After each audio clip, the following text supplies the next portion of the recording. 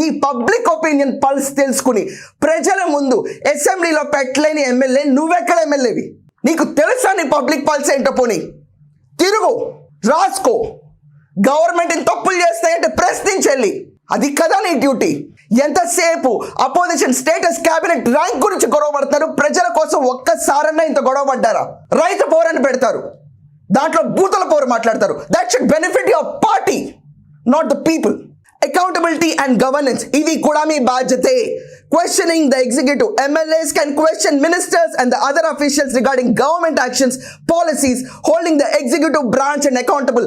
నీకు ప్రైవేటీకరణ అంటున్నారు. లోకేష్ గారు PPP డిఫరెన్స్ తెలియట్లేదు మీకు అంటారు. Question it and learn. Vague information and troll content కింద ఒక గవర్నమెంట్ ఎమ్మెల్యే మిగిలిపోతే నెక్స్ట్ టైం ఓట్లు ఎలా పడతాయి? అన్ని ఓట్లు పడ్డం పక్కన పెట్టు. మా డబ్బుకు జవాబుదారు ఎవరు?